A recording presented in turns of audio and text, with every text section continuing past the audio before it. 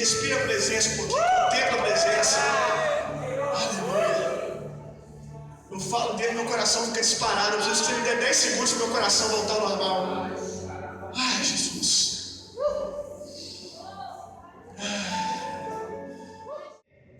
Eu estou numa série de mensagens na mocidade, não foi proposital. Quando eu vi, já estava acontecendo. Durante 3 semanas, ontem eu percebi que já havia 3 semanas que eu falava mais ou menos da mesma coisa aos 3 dias, que é o poder da comunhão, o poder da unidade, o poder do que é ser igreja, o segredo escondido na igreja, meu irmão. Existe algo poderoso inserido na vida da igreja, no ser igreja, no partir do pão todos os dias, e nós falamos disso 3 semanas, e nessas 3 semanas eu fui para a palavra diversas vezes para olhar sobre a igreja, e eu confesso para você que quanto mais eu procurei sobre a igreja na Bíblia, mais apaixonado eu fiquei em ser igreja, e mais apaixonado eu fiquei, meu irmão, pela igreja do Senhor. Que coisa linda é a igreja de Cristo, meu irmão. Que coisa maravilhosa. E eu estou assim, como eu falei ontem, eu estou muito apaixonado pela igreja no seu modelo mais tradicional. Sabe? Eu cheguei aqui ontem e um jovem estava de joelho antes do culto começar orando. Era o Fred, eu olhei assim e falei, que coisa linda. Só falta soltar uma música do Inário para Ana. Quase que eu pedi o ministério de louvor para a gente começar com a música do Inário. Sabe? O ser igreja, independente da estrutura. O ser igreja, independente das luzes. O ser igreja, independente de uma boa equipe, como nós temos o privilégio de ter na adoração. O ser igreja, porque nós amamos estar junto, porque sabemos que quando estamos juntos manifestamos a plenitude do corpo de Cristo. Aleluia! A igreja da vovó, a igreja da irmã do Croto. Eu confesso para você que quando eu passo numa igreja que desrespeitosamente nós chamamos de porta de garagem, mas é só para você entender, aquelas igrejinhas bem pequenininhas, que só tem o pandeiro, e o cara ainda toca o pandeiro errado ainda, não consegue ter ritmo para bater nem palma, e o pandeiro está comendo, tudo errado, o cara está cantando aqui, o pandeiro está fazendo som aqui embaixo, uma confusão, às vezes é 3, 4 pandeiros, porque eles ainda trazem pandeiro de casa ainda, aí é uma, tipo uma batalha de MC, é tipo uma batalha de MC, só que batalha de pandeiro. Quem faz mais coisa no pandeiro é quem bate mais velocidade. Num frio desse deve ser bom ser ministro de pandeiro, né? Nesse frio a mão até esquerda. Imagina um Paulo, não existe um pandeiro para esse menino. Olha o tamanho da mão dele, cada pandeirada é um couro que vai embora. Mas eu fico olhando, eles não têm nada no ritmo. Todo mundo tocando, mas eles estão amando Jesus, meu irmão. Eles estão amando Jesus sem estrutura. E às vezes nós temos tanto da estrutura que perdemos a essência. Eu sinto um clamor no coração de Deus que eu tenho liberado. Essa palavra que eu vou começar a ministrar hoje, eu só vou terminar na conferência anual da Primitivos. Eu tenho sentido um clamor que Deus tem colocado no meu coração. Eu tenho chorado pela igreja, meu irmão. Eu tenho chorado pela igreja na sua estrutura mais simples e pedido a Deus para não nos deixar perder o foco do que é realmente ser igreja. Num tempo de modernidade, num tempo onde você pode assistir uma boa pregação no YouTube, no tempo da tecnologia avançando, eu tenho medo de nós perdermos a essência e achar que eu posso ser igreja porque eu assisto pregação no YouTube. Deus está liberando um clamor, meu irmão. Deus está liberando um clamor no meu coração, nos convidando para descobrir que o que há de mais poderoso na igreja é do ser no outro, é do partir do pão, é do caminhar junto. Não existe nada mais precioso do que isso, meu irmão. O tema dessa mensagem, que eu não tenho intenção de terminar hoje, porque eu não vou conseguir, é em defesa da igreja, acreditando e amando a igreja. Eu acredito na igreja no seu modelo mais simples e mais tradicional. Acredito na igreja que apesar do lugar da igreja, mas se reúne em um lugar. O equilíbrio dessa frase tem que entrar no seu coração.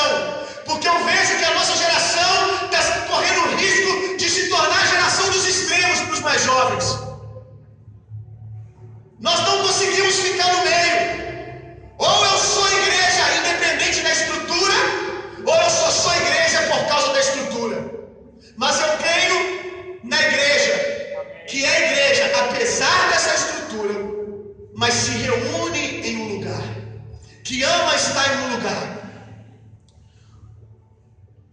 A igreja primitiva se reunia nos templos. Abra a sua Bíblia comigo, 1 Timóteo 3,15. Porque quando eu falo para você que ser igreja, apesar do lugar, mas amar se reunir em um lugar, talvez você pense assim: pastor, isso aí é balela. Isso aí é balela. Porque eu posso ser igreja onde 2 ou 3 se reúnem sem um compromisso com a estrutura, sem um compromisso com o governo, sem um compromisso com a organização do que é a igreja. Mas será que os nossos pais, será que os primeiros cristãos tinham esse discurso de se defender para não ter que se reunir num lugar? Sabe por que muitos dessa geração não querem se reunir num lugar? Porque um lugar fala de uma organização, fala de um governo, e eles não querem se submeter mais a ninguém. Mas vamos ler ali. Às vezes eu estou falando besteira. Abra sua Bíblia comigo em 1 Timóteo capítulo 3, verso 15.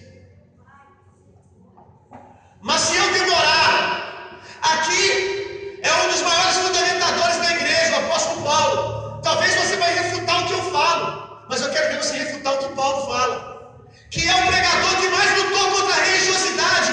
Mas é incrível como Paulo conseguiu lutar contra a religiosidade sem deixar de amar e acreditar na igreja, na sua tradicionalidade. Hoje nós levantamos bandeiras que estamos lutando contra a religiosidade, mas nós estamos confundindo. Às vezes o que nós estamos lutando e batendo na igreja de Cristo, afastando as pessoas da comunhão, dizendo que tudo é religioso. A gente tem que tomar cuidado de ser equilibrado como esse homem. Hoje, se eu virasse aqui e falasse: nós vamos orar 5 minutos de joelho, ia ter um monte de gente que ia ficar ofendida, apóstolo. Um monte que ia ficar de joelho só para não passar vergonha, mas no fundo está pensando: para que isso? Para que essa religiosidade toda de ficar de joelho? Para que essa bobeira? Nós estamos arrancando as estacas que os nossos pais colocaram. A gente está gastando tempo brigando por coisa idiota. Para que a gente vai ficar brigando por essas coisas, meu irmão? Eu não consigo entender alguém que briga para não congregar, que quer arrumar justificativa para pregar. Mas se eu demorar, saiba como as pessoas devem se comportar na casa de Deus. Espera aí. Como que casa aqui é o Tiago? Por acaso o apóstolo pode me ensinar como me comportar dentro do Tiago? O Tiago é uma pessoa. Ele não está falando de uma pessoa aqui. Então, peraí, pastor. Então o ser igreja também é me reunir numa casa, num lugar? Não sei, vamos ver. Mas se eu demorar, saiba como as pessoas devem comportar-se na casa de Deus. Então quer dizer que a igreja primitiva tinha um lugar que eles chamavam de igreja. Tinha um lugar que eles colocavam uma placa se eles pudessem. É claro que eles não podiam, porque eram perseguidos. Mas tinha um lugar com endereço fixo que eles se encontravam toda semana para tomar a ceia, para orarem juntos, para se submeter à voz do pastor. Quantos estão entendendo o que eu estou dizendo? Gente, deixa eu deixar claro uma coisa. Eu não estou bravo com ninguém, eu amo vocês. Eu só estou com clamor dentro de mim. Quem é a igreja do Deus vivo? Coluna e fundamento da verdade. Quem é a igreja do Deus vivo? Coluna e fundamento da verdade. Então quer dizer que esse povo se reunindo aqui é fundamento da verdade, coluna do Deus vivo.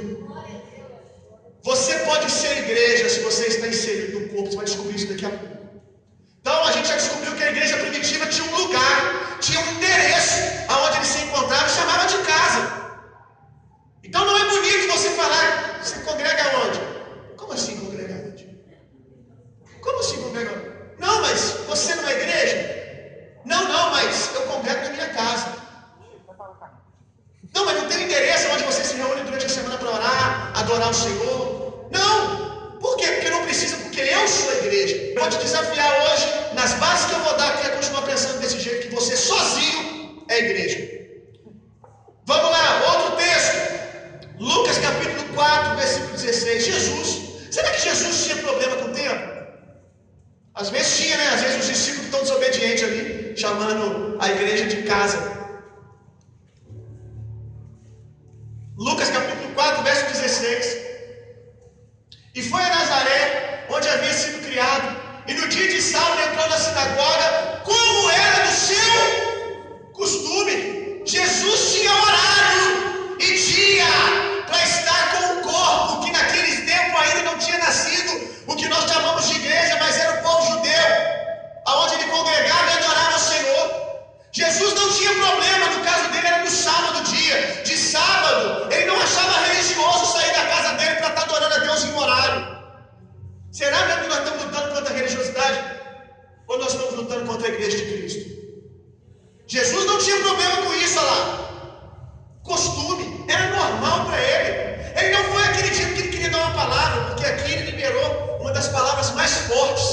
O Espírito do Senhor está sobre mim, pelo qual Ele me ungiu para libertar. Você já conhece?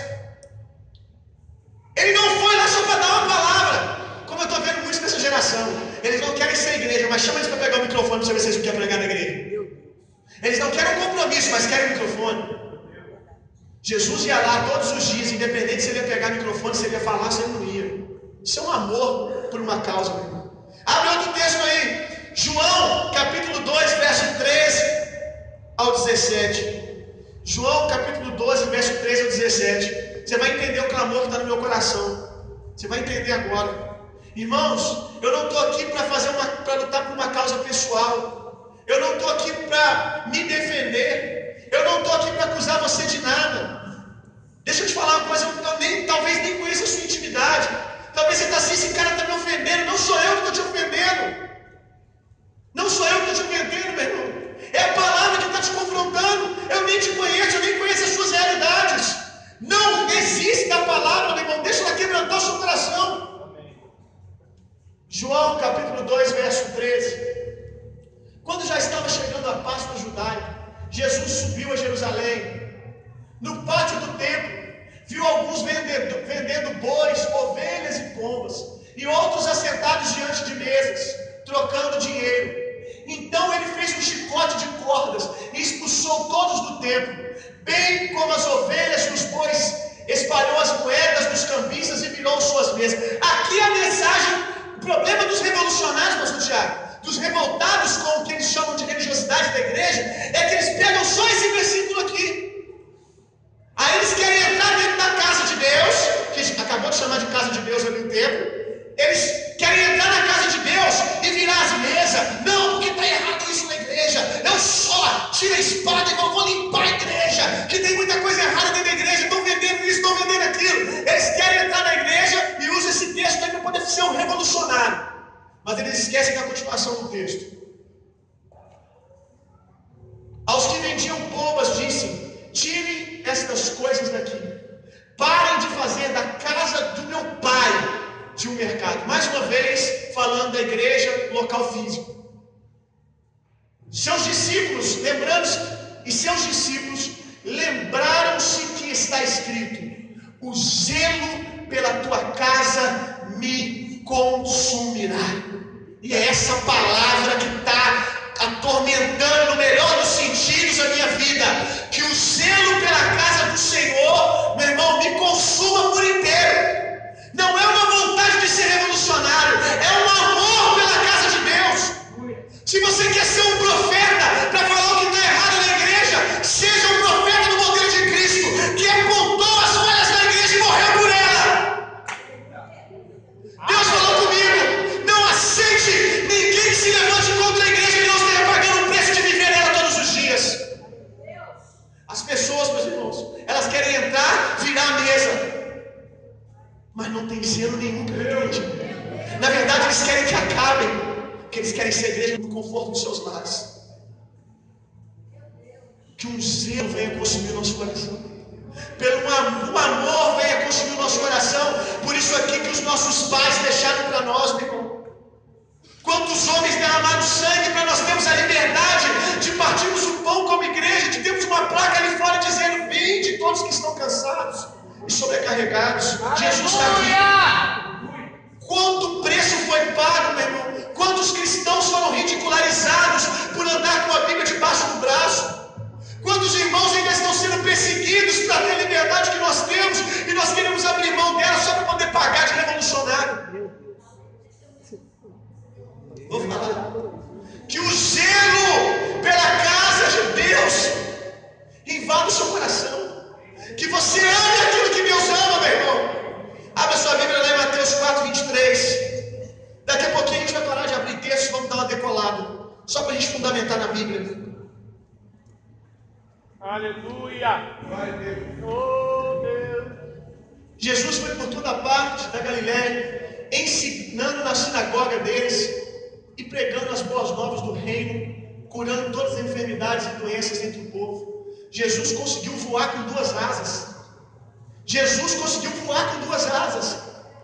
Ele tocava a igreja, templo, e tocava as ruas. A nossa geração acha que tem que escolher uma coisa ou outra.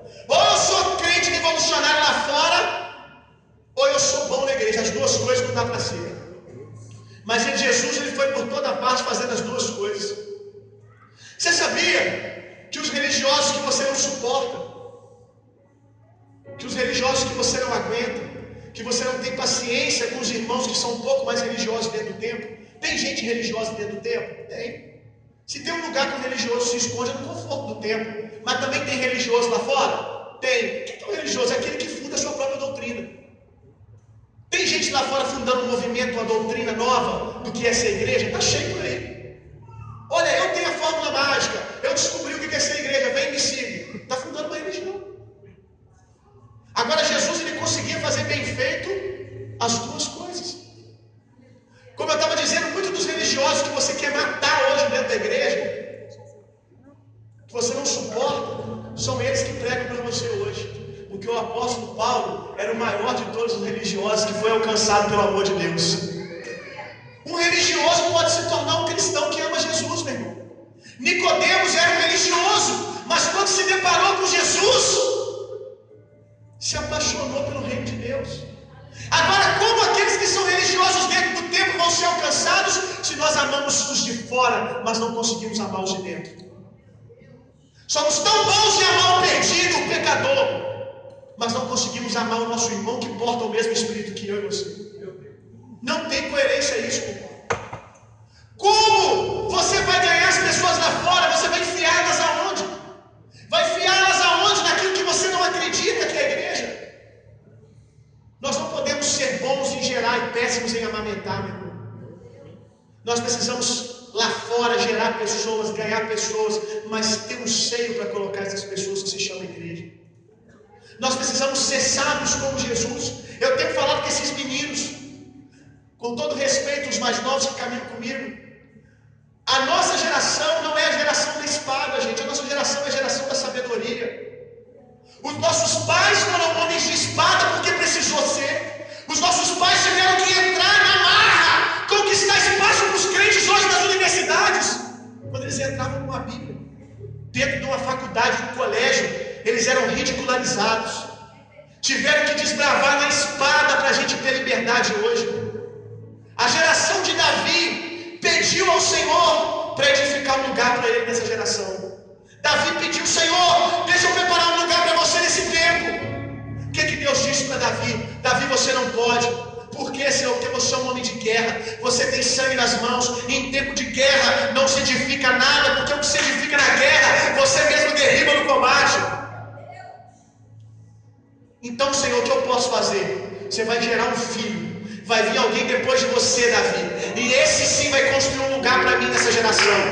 Qual é a característica de Davi? Homem de guerra e adoração. Qual que é a característica de Salomão? Homem de sabedoria e intimidade. Livro de Cantares. Homem de sabedoria e intimidade, meu irmão.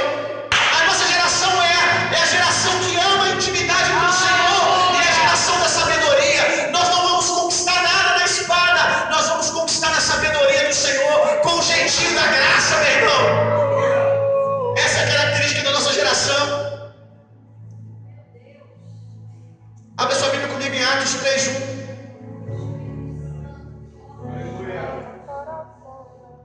Vamos ver se os discípulos iam para o templo. Certo dia, Pedro e João estavam subindo ao templo na hora da oração. Eles participavam de culto de oração. Aqui não é culto de domingo, não. Eles eram fominha por culto de oração. Nós estamos mal frequentando o culto de domingo. Certo dia, Pedro e João estavam subindo no templo na hora nona. Na hora da oração, às 3 horas da tarde. Você já conhece o restante, ele encontra um aleijado, ora por ele, ele é curado. Sendo igreja como indo, não é fugindo. Pega isso aqui. Sendo igreja como indo, não fugindo. Eles não estavam fugindo do templo, eles estavam indo para o templo e assim tocaram o enfermo. Hoje as pessoas querem fugir disso aqui, porque é aqui que se forma o ministro, gente. É o dia a dia, é os mimimi, é as criancice que forma homem. E nós estamos correndo, os adolescentes, os jovens, escuta o que eu estou te dizendo. Nós estamos correndo o risco de ser a geração mais frouxa de ministro que já houve na terra. Porque a gente não tem coragem de passar pelo que os nossos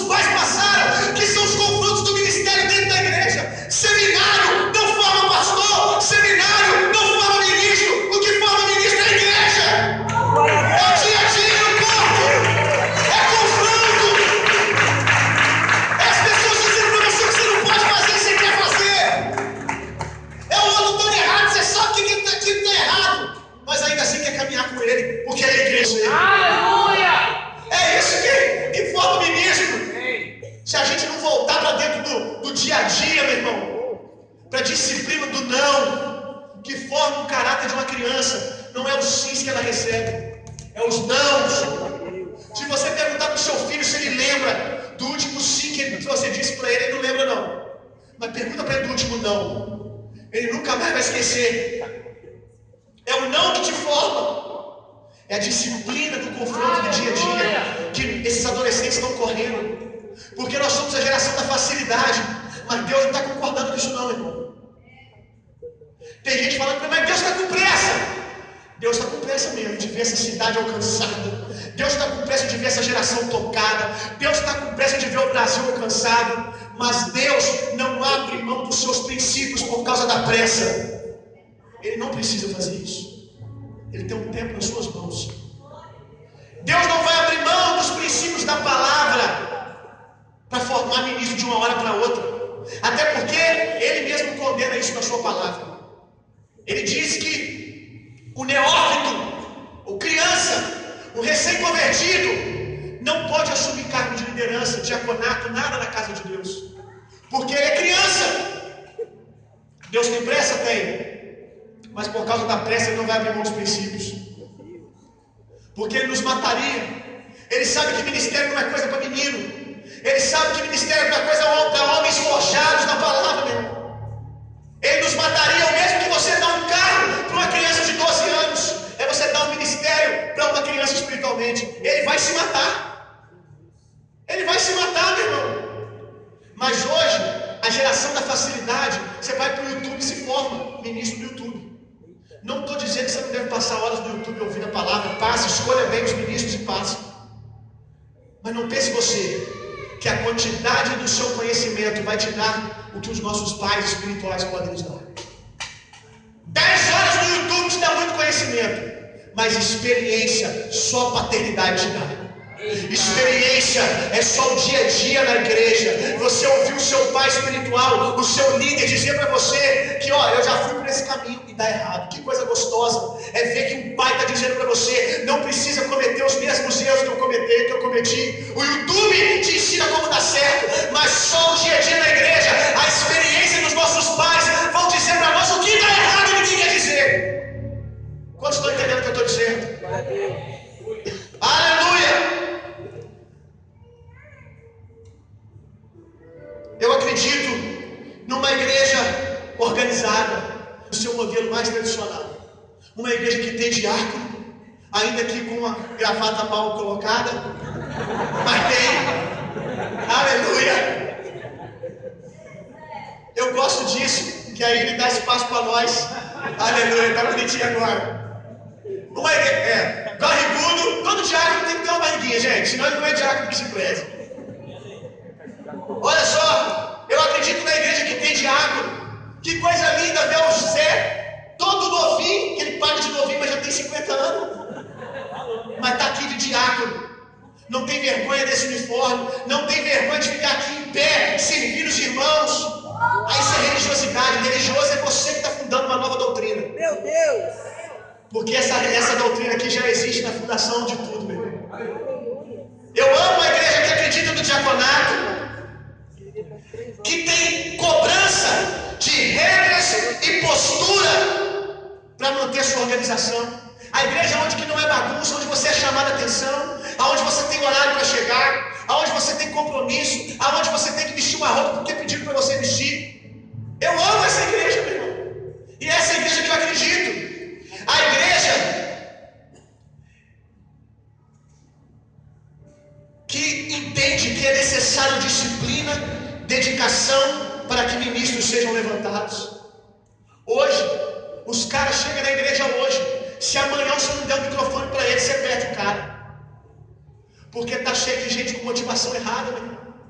As pessoas não querem passar mais pelo tempo.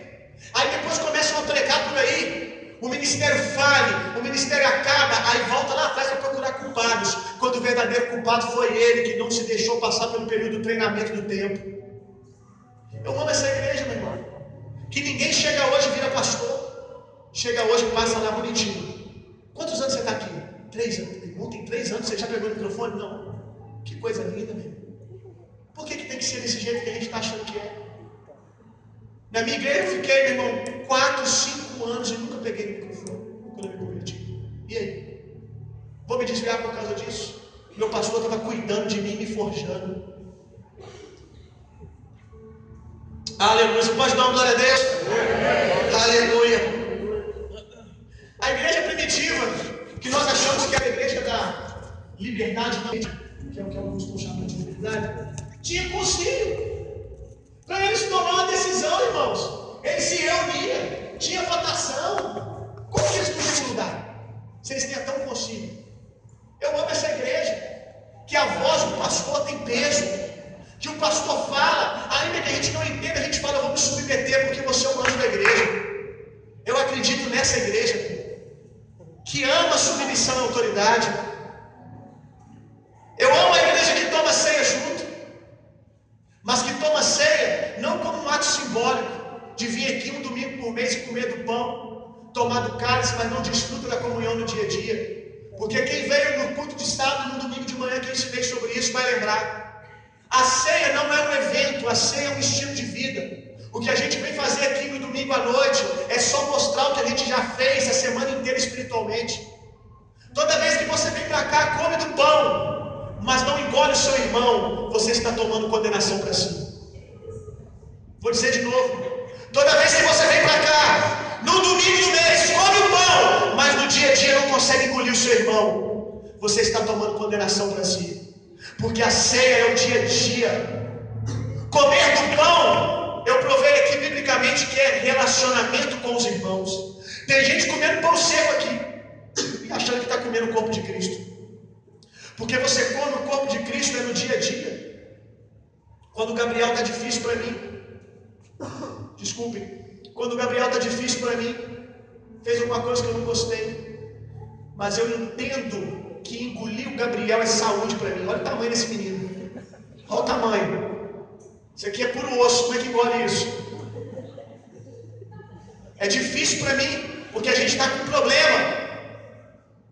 Como que eu vou ter saúde? Porque a igreja, segundo o apóstolo Paulo falando da ceia do Senhor, a igreja é uma comunidade terapêutica de cura. Quem não come do pão, quem não anda na comunhão, está ficando doente espiritualmente e fisicamente. Ah, pastor, eu não concordo. Diga isso para o médico quando ele te apresentar um exame, diagnosticar você com uma doença. Eu quero ver essa coragem toda.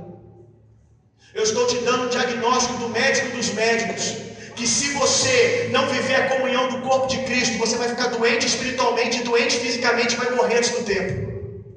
É o que a Bíblia diz. É o que a Bíblia diz. Mas o problema é que nós acreditamos mais no diagnóstico médico dado do que a palavra está dando para nós. E você se perguntando, por que eu estou me sentindo mal espiritualmente? Por que eu não consigo romper na minha vida espiritual? Porque você quer ser igreja sozinho. Porque você não está comendo do pão, que é isso aqui, ó, relacionamento. Está difícil engolir? O que vocês aprenderam aqui? Está difícil engolir porque o pão está seco? Por isso que tem o vinho, por isso que tem o sangue.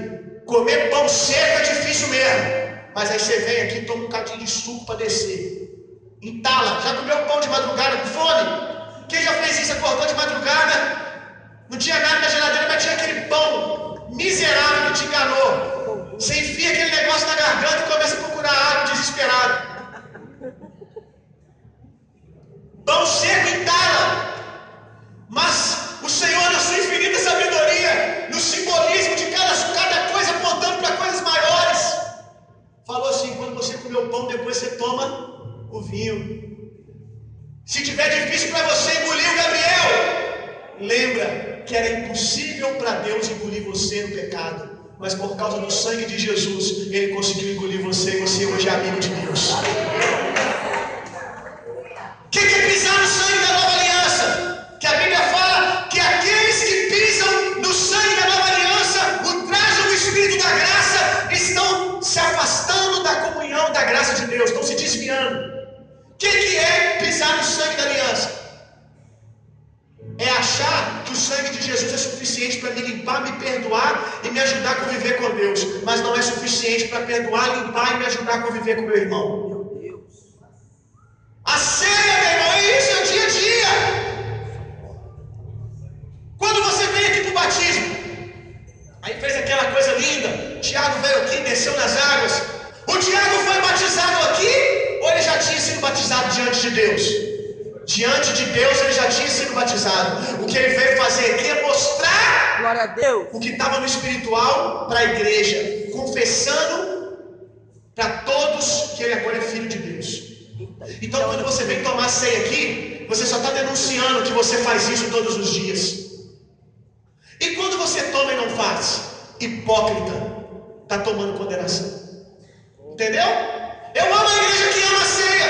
Eu amo a igreja que parte o pão. Eu amo a ceia, a igreja que tem tudo em comum. Eu amo a igreja que não tem mimimi, falação na hora de ofertar. A igreja que entregava tudo aos pés dos apóstolos. Sabe o que é isso? Quando eu disse que é uma igreja que não tem mimimi? Uma igreja que não fica dando desculpa, que não dá dinheiro para pastor porque pastor é ladrão. Você não dá dinheiro porque pastor é ladrão. Você não dá dinheiro porque ladrão é você, que rouba Deus. Você só está querendo procurar nos outros o que você acha em você diante de Deus. Como você rouba Deus, você quer achar um ladrão em todo mundo. A igreja, meu irmão, não ofertava no gasofilaço não, viu? Se a gente fizer isso aqui, você fica escandalizado. É a igreja que vinha diante do apóstolo, falava aqui, ó, está aqui todos os meus bens, Deus abençoe, reparta isso e abençoe essa cidade. Absurdo! Está entregando para o apóstolo, para o pastor, ele rouba, ele vai fazer isso, ele vai fazer aquilo. Que igreja é essa? Que confia e ama e acredita na sua liderança. Que coisa linda, eu acredito e amo essa igreja. Aleluia! É essa igreja que eu acredito. E é essa igreja que ele está ressurgindo nos nossos meios, no nosso meio. A igreja que respeita os seus líderes, que respeita a unção que eles carregam. Eu vejo às vezes alguns jovens falando com outros pastores como se fosse um amigo que jogou bola de gude. Eu não sou daqueles que me sinto ofendido, pastor Tiago, quando alguém chega e me chama pelo nome. Porque tem muita gente de pastor, mas é desonesto no dia a dia. Eu não tenho problema com isso. Se quiser me chamar pelo nome, por apelido, para mim tanto faz. Agora, meu irmão, eu tenho visto uma falta de respeito não só dos jovens, mas uma falta de respeito de líder para com líder, um não honrando a unção do outro. Eu tenho saudade, meu irmão, e acredito na igreja, que quando olha para o pastor, vê a unção de Deus diante dele. Que ama chegar para o pastor antes de ir para a ministração e falar assim, pastor, vou ir para o lugar. O senhor pode orar por mim? Que coisa linda! É nessa igreja que eu acredito, meu irmão. É nessa igreja que eu estou investindo a minha vida, meu irmão. Que não tem problema em submeter. Hoje a gente vê, pastor é só um palestrante de domingo à noite. As pessoas estão se relacionando com o corpo de liderança da igreja como se fossem uns palestrantes que alimentam eles com entretenimento no domingo à noite. Uma igreja que chama pastor de anjo da igreja. E você acha que não deve nada aos seus pastores. É nessa igreja que eu acredito. Uma igreja que não é perfeita.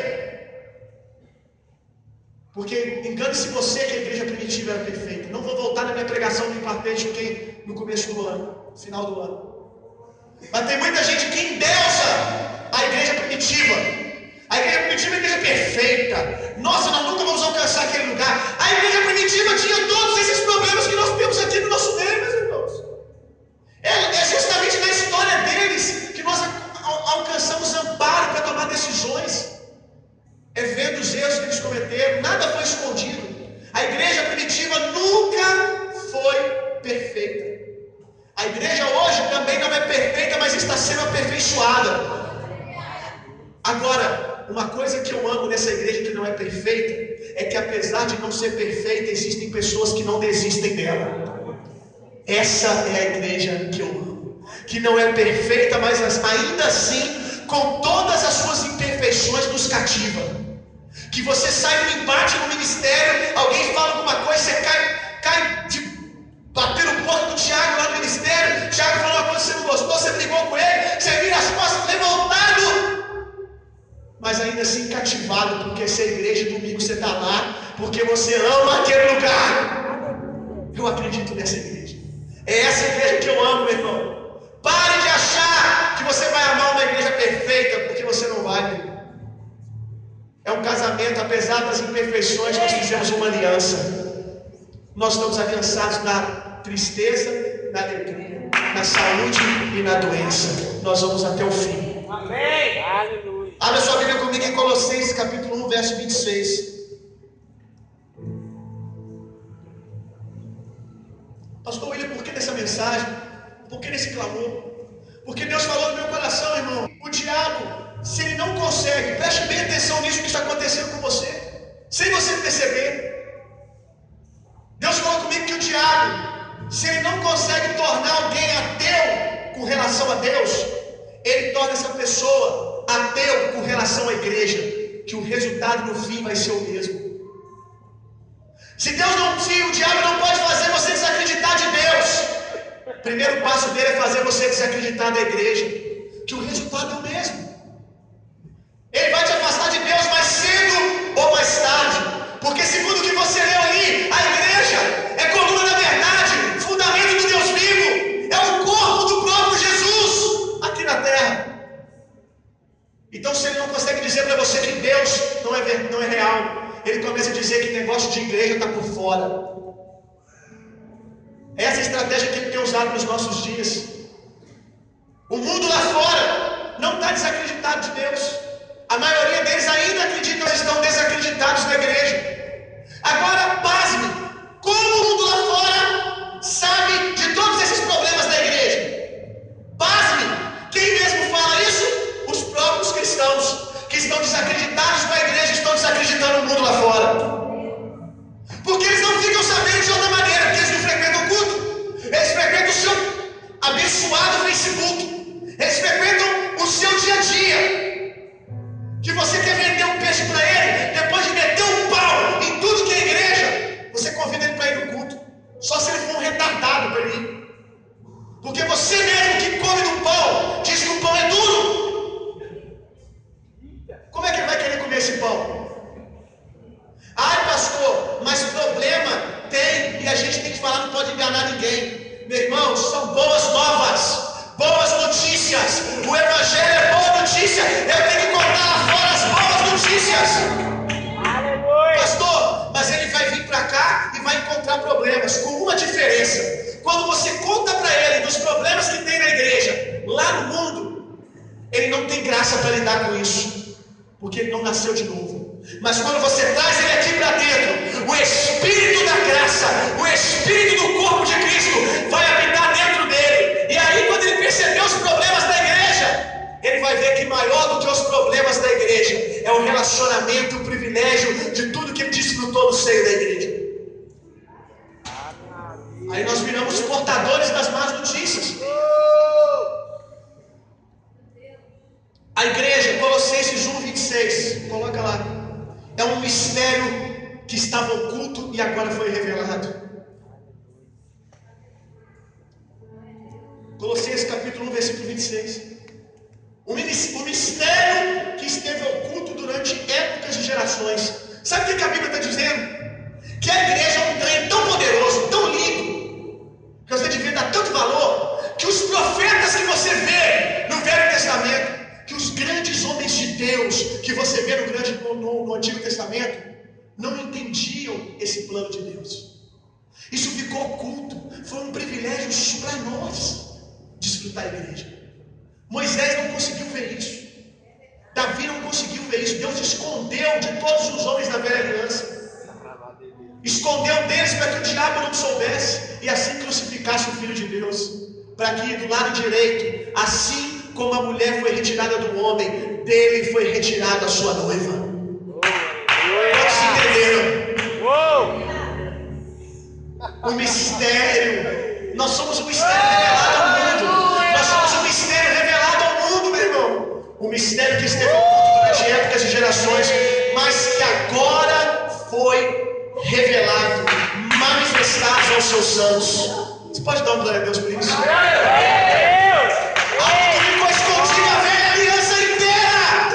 Deus decidiu revelar para vocês. Eu me sinto especial. especial com isso. Deus decidiu revelar para mim e para você esse mistério. Você olha para João Batista, eu sou João Batista, né? Eu sou João Batista.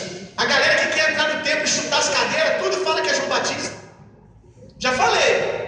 Você pode ser profeta e denunciar o problema da igreja. Não tem problema.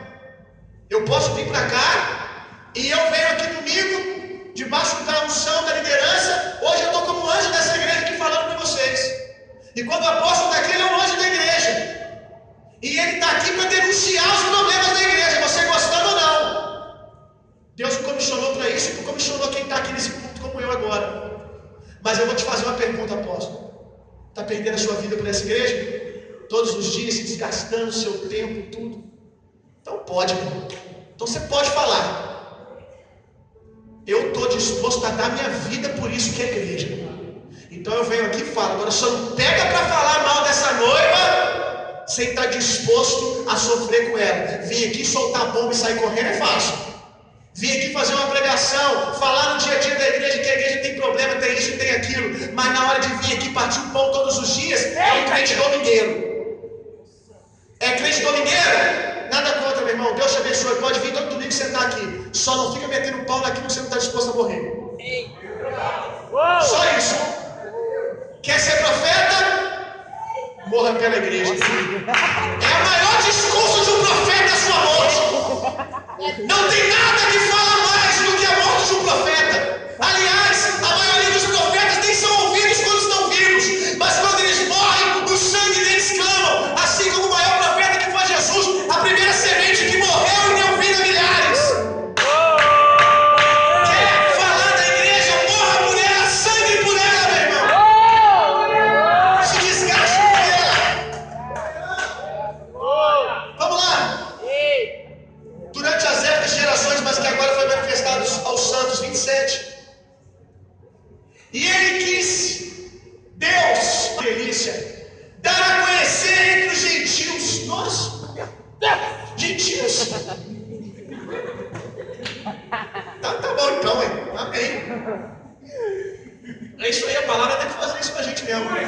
E ele quis dar a Deus conhecer entre os gentios a gloriosa riqueza. Aí você falando que igreja está por fora. É uma gloriosa riqueza. Ser igreja é algo muito precioso, meu irmão. E você está querendo abrir mão disso. O diabo está te roubando, mané.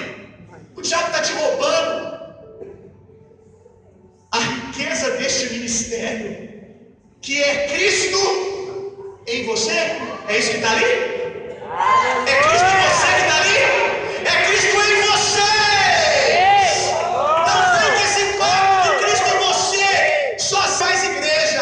Cristo em nós, meu irmão. É participando do corpo. Cristo está em mim. E eu reconheço Ele na vida da minha irmã e caminho com ela. Cristo não é um corpo deformado. Cristo não é um corpo deformado, meu irmão. Ela é mão, eu sou braço, o outro é perna e a gente forma um corpo. E a gente forma um corpo. Como que eu posso ser igreja sem caminhar com o resto do corpo?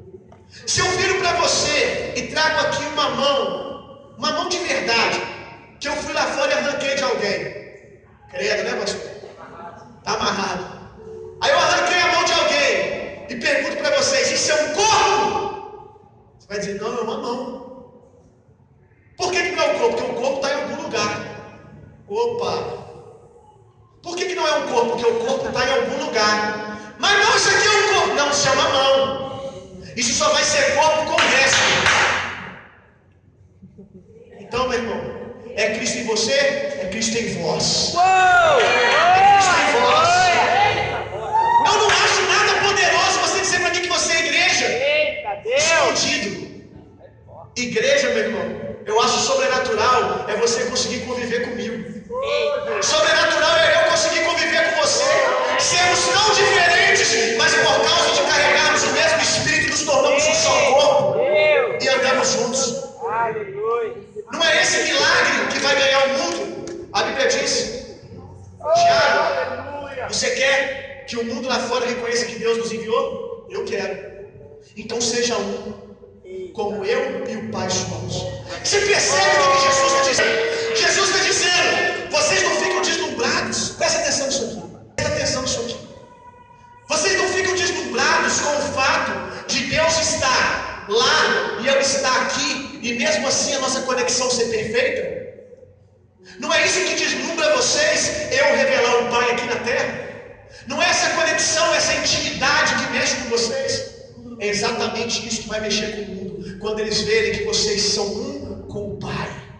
Quando vocês conseguirem unidade, isso vai chocar o mundo lá fora. Porque lá no mundo lá fora, eles não conseguem muitas vezes permanecer em unidade, nem mesmo na mesma empresa, se encontrando só uma vez por semana. Agora difícil é perceber que dentro da igreja nós temos o Espírito Santo, temos a mesma dificuldade ou mais dificuldade. Está errado. Estamos ultrajando o Espírito da graça que nós carregamos, meu irmão. Aleluia. Glória, glória, glória a Deus. É um tempo que a igreja em muitos lugares está caindo em descrédito. Internet, só Jesus. Facebook é o lugar de se desacreditar da igreja. É o lugar de falar mal da igreja. Mas nesse tempo, meu irmão, aonde está todo mundo dizendo que a igreja está sem esposo, que a igreja está desposada, que ela não tem ninguém. Sabe o que Deus falou comigo preparando essa palavra hoje no meu quarto de oração? Deus falou comigo: meu filho, hoje à noite eu estou te chamando para ser José. Hoje à noite eu estou te chamando para defender uma mulher, para defender uma noiva que está sendo perseguida, que está sendo desacreditada por todos, porque estão dizendo que ela não tem marido. Mas diga para eles que eu revelei a você que a igreja não está sozinha. O marido vai voltar e vai buscar essa igreja que você não acredita mais. Às vezes nós ficamos, às vezes, meu irmão, pega isso aqui. Às vezes nós ficamos extasiados com Maria. Mas sabe o que eu acho, apóstolo? Que o cara mesmo da parada foi José. Você já me falou isso? O cara mesmo da parada foi José, que pagou de corno. A verdade é essa, é ou não é? O cara foi ele. A mulher chega pra ele e fala assim: aqui, tô grávida. Aí, que é isso aí? Como assim? Peraí, que dia hoje? Eu não casamos ainda não, velho. Ó, hoje em dia talvez isso fosse aceito de uma maneira mais normal. Mas imagina naquela época. Aqui, ô José, meu noivo, tô grávida. Hã? Já pensou lá no... Quem foi o primo que visitou aqui por último? Quem foi o vizinho que veio aqui? De quem que é o filho? Sua louca! Você vai acabar com a minha reputação, você vai morrer! Porque uma mulher que dá luz sem esposo, uma mulher que dá luz em adultério é apedrejada. E tem gente achando que a igreja está sem marido e está apedrejando ela. Como que você fez isso, mulher? Comigo? Acabou com a minha vida. O Espírito Santo veio, me visitou e botou dentro de mim o Filho de Deus. Agora que eu te falo um negócio. Depois o anjo visitou ele e disse para ele que foi realmente o que aconteceu. Mas sabe o que é engraçado? Que amor esse homem tem por uma mulher aparentemente adúltera. Porque apesar do que aconteceu, ele vira para ela e bola todo o plano. Antes do anjo falar para ele, ele já não estava pensando em denunciar ela. Que homem é esse, meu irmão? Ele não passou na cabeça dele, ele disse: olha, eu vou embora. Ele disse: é melhor eu fugir, porque eu não quero expor você. Que amor é esse pela igreja, meu irmão? Que amor é esse pela igreja que está disposto a dar a vida por ela, meu irmão? Maria fica grávida e ele está lá: o filho não é meu, mas eu vou cuidar, porque eu acredito naquilo que Deus colocou dentro dela. Meu irmão, a igreja não é minha, mas eu vou cuidar, porque eu acredito no que Deus colocou dentro dela. Pode falar o que quiser, eu acredito que a igreja está gestando um grande avivamento que vai sacudir a terra. Eu acredito que a igreja ainda está grávida de promessas. Eu acredito que a igreja ainda está viva e ela vai gestar coisas que vão sacudir o mundo. Eu acredito nisso. Apesar das vozes que estão dizendo que ela é adúltera, apesar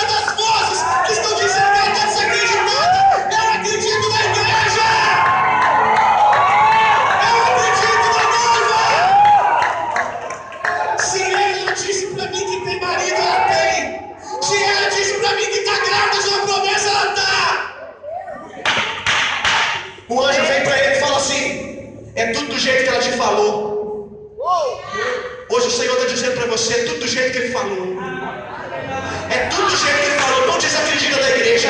Não desacredita do que ela está carregando. Não desacredita quando os outros falarem para você. Você é doido. Você está investindo numa instituição falida.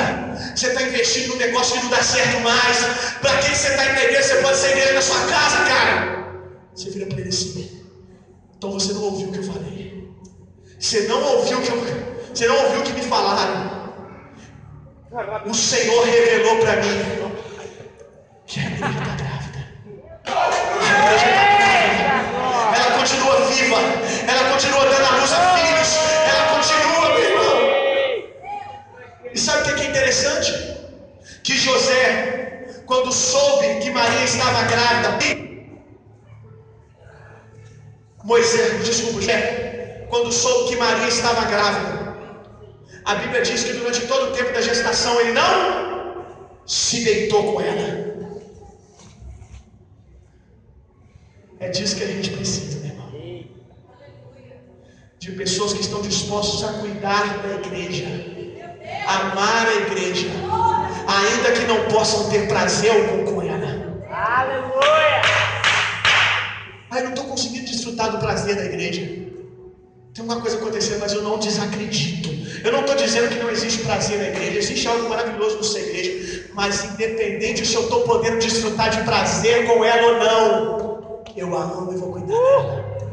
Hoje o que eu vejo, a verdade, que é o que eu vejo hoje, é que tem muita gente interessada. Pega isso aqui, porque pode ser que está falando de você. Tem muita gente hoje interessada em apenas fazer para a igreja. José sabia que ele se deitar com Maria não ia gerar filhos, porque ela já estava grávida. E todos os homens da velha aliança era tradicional, cultural para eles.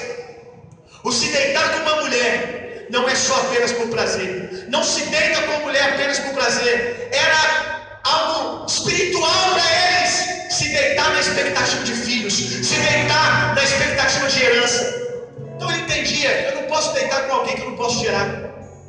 Abra sua Bíblia comigo. Gênesis capítulo 38, versos 7 ao 10. Gênesis capítulo 38, versos 7 ao 10. Mas o Senhor reprovou a conduta perversa de filho mais velho de Judá, e por isso matou. Vamos continuar. Então Judá disse a Onã, grave esse nome, Onã: case-se com a mulher do seu irmão, cumpra as suas obrigações de cunhado, era cultura na época, tá bom? Para com ele dê uma descendência, é para se deitar com ele e dar filhos. Próximo versículo. Mas Onã sabia que a descendência não seria sua. Grava isso. Onã sabia que a descendência não seria sua. Ele só quer gerar para ele. Ele só quer para o chamado dele. Ele só quer para o ministério dele. Toda vez que possuía a mulher do seu irmão, derramava o sangue no chão para evitar que o seu irmão tivesse descendência. Próximo versículo. O Senhor reprovou e ele morreu. Quem são os Onãs? Quem são os onanitas dos dias de hoje? Os onanitas são todos aqueles que querem se autopromover com a vida da igreja, sem pagar o preço da aliança, sem pagar o preço do sofrimento do dia a dia, de caminhar com o outro.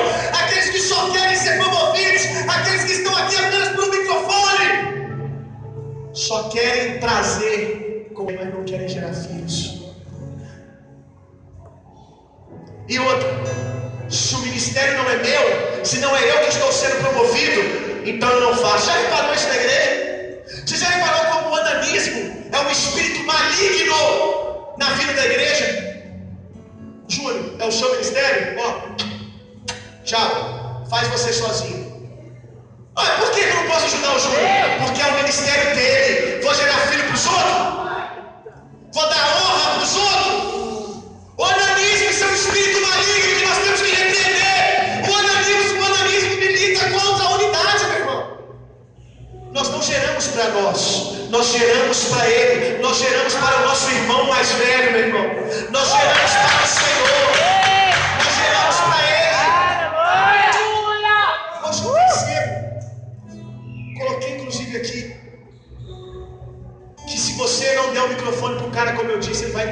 só está aqui porque ele está querendo uma oportunidade. Hoje, a gente como pastor fica assim, cara, tem que botar o cara para pregar, eu tenho que botar o cara para abrir o culto, eu tenho que botar para fazer uma oração no final pelo menos, porque é uma cultura que já está instalada, que se a gente não fizer isso, ele vai trocar de igreja, que vai oferecer para ele um cargo maior, que vai oferecer para ele uma oportunidade. Meu irmão, não tem oportunidade melhor do que você gerar filhos no corpo de Cristo. Gere filhos, meu irmão. Isso é a coisa melhor que você pode fazer. É isso que você tem de mais precioso. É esse o seu chamado. Você se apaixone por isso. Gerar para o outro. Gerar. Mas é o ministério do apóstolo. É o ministério do pastor William. Jovens, adolescentes, escuta o que eu vou te falar. Você nunca terá revelação da sua visão pessoal se você não servir a visão de alguém primeiro. Você jamais terá revelação da plenitude da sua visão, do seu propósito, se você não servir a visão e o propósito de outra pessoa primeiro. Toda a Bíblia é assim: filhos servindo aos pais e tendo a revelação no dia a dia de qual é o chamado deles. Se você anda sem servir a visão de alguém, quando você começar a sua, você vai fazer lenha. Sirva o legado de alguém para que o bastão passe para você. O reino de Deus é organizado. Não force portas. Não force portas. Hoje eu vejo que se eu não posso aqui, eu abro o ministério ali. Se eu não posso aqui, eu fundo o ministério lá. Eu vou para outra igreja que me fez um convite melhor. Não faça isso. Espere o bastão. Se Deus te chamou, Ele mesmo vai te tirar atrás das malhadas. Mas no tempo das malhadas, as bostas, as fezes das ovelhas são fedidas. Mas é ali que você está aprendendo a matar leão. Ali que você está aprendendo a matar urso. É ali que você está sendo forjado para o ministério. Meninos, tenham paciência, esperem. Se for necessário esperar 10 anos para pegar esse microfone, espere. Mas quando você pegar esse microfone, você vai explodir de tanta coisa que está dentro de você. É melhor do que você vir aqui agora e trazer uma mensagem rasa que não alimenta ninguém porque você está vazio. Se encha mesmo. Não aborte um tempo de preparo. Deus está preparando vocês para um tempo oportuno para sacudir de verdade esse mundo. Eita glória! Último texto. Lucas 17, verso 5, a gente vai terminar.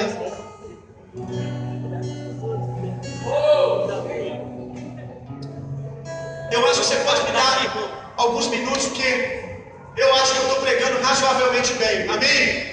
Não está tão ruim, está mais ou menos. Então dá para você me aguentar mais um pouquinho. Lucas 17, 5. Qual que é o contexto aqui? Pega aqui comigo. Aqui está rolando o seguinte. Jesus acabou de dizer para os 12: quantas vezes eu tenho que perdoar o Luiz Fernando?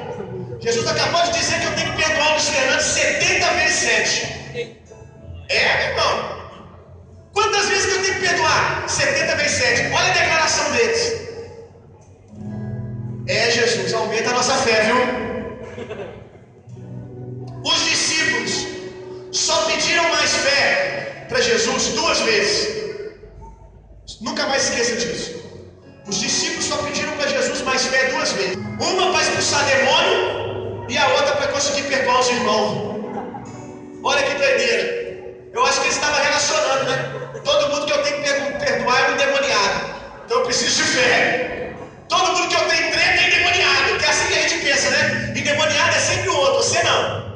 O outro que está na carne, você está tranquilo. Dá-nos mais fé. É isso que a igreja está precisando, meu irmão. Eu preciso ter fé em você, Giovanni. Ter fé em Deus. Crer em Deus. Até o diabo crer, meu irmão. Mas só quem teve peito para quê? Para crer numa raça humana depravada e desistida foi Jesus, meu irmão. E eu quero acreditar como eu acredito. Ter fé em Deus. O diabo também tem, meu irmão. Mas se tem uma coisa que o diabo não tem fé mais é no ser humano. Por isso que ele aposta todas as fichas para derrubar o ser humano. Mas eu tenho fé em você e você tem que ter fé em mim. Eu tenho fé que Cristo está tão em você quanto está em mim. Eu tenho fé que os mesmos dons que operam em mim operam em você. Que o mesmo Espírito que opera em mim opera em você. E se eu operar em você, se eu acreditar no que você carrega e você acreditar no que eu carrego, nós vamos sacudir o mundo juntos.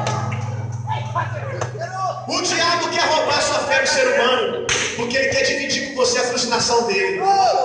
Mas eu não vou dividir com o diabo a frustração dele. Eu vou dividir no meu coração com Jesus o meu amor pela igreja. Se eu tiver que fazer sociedade, eu não vou fazer sociedade com o sentimento do diabo, não. Eu vou fazer com o sentimento de Cristo, que amou a igreja ao ponto de morrer por ela.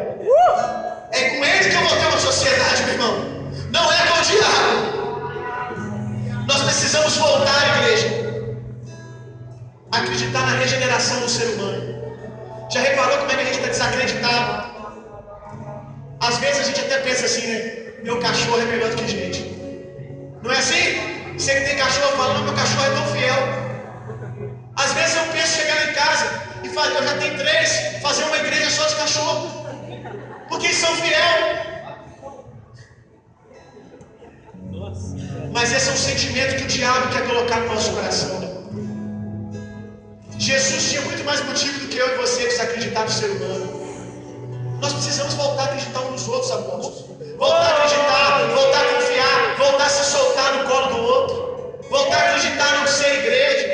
Voltar a acreditar naquele cara que rouba, mata, mas que pode ser transformado. Até porque a maior quantidade de revelação da nova aliança que nós temos vem de um homem chamado Paulo, que matava cristãos, mas foi acreditado pelo Senhor. Ai, Deus, muito obrigado. Como o apóstolo me contar. Eu vi um vídeo de 2 cristãos presos pelo Estado Islâmico com corrente nos pescoços. E havia uma coleira no pescoço, uma corrente que ia cerca de 4 metros atrás. O Estado Islâmico foi e colocou fogo, gasolina na corrente toda e botou fogo na ponta. E aqueles cristãos aqui tentando fugir do fogo e eles gritando, até o fogo chegar em você, você tem tempo de negar Jesus. Sabe como que eles morreram? Pegando fogo, de joelho e orando, não negando Jesus. Aí eu olhei aquele vídeo e falei, que vontade de matar esse terrorista. Aí Jesus falou comigo, se eu tivesse matado um cara como esse com o seu desejo, você não ia a Bíblia para ler agora, porque foi Saulo de Tarso que perseguia e matava cristãos que prega para você hoje. Acredite no ser humano como eu acredito. Difícil, né, irmãos? Eles estão morrendo pelo quê? Morrendo para ter alguém para chamar de pastor. Eles estão morrendo para botar uma placa na frente convidando as pessoas para a igreja. Eles estão morrendo por aquilo que nós queremos abandonar. Que vergonha, meu irmão. Que vergonha. Se coloque de pé no seu lugar. Glória. Caraca.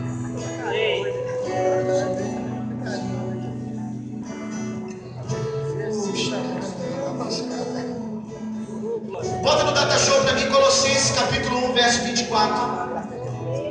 Não precisa abrir a sua Bíblia. Colossenses capítulo 1, verso 24. Eu quero que você preste bem atenção nessa declaração de amor do apóstolo Paulo. Agora me alegro em meus sofrimentos por vocês. O apóstolo Paulo sofria pela igreja e conseguia se alegrar, apóstolo. Se alegra, apóstolo. Se alegra. Vai valer a pena, em nome de Jesus.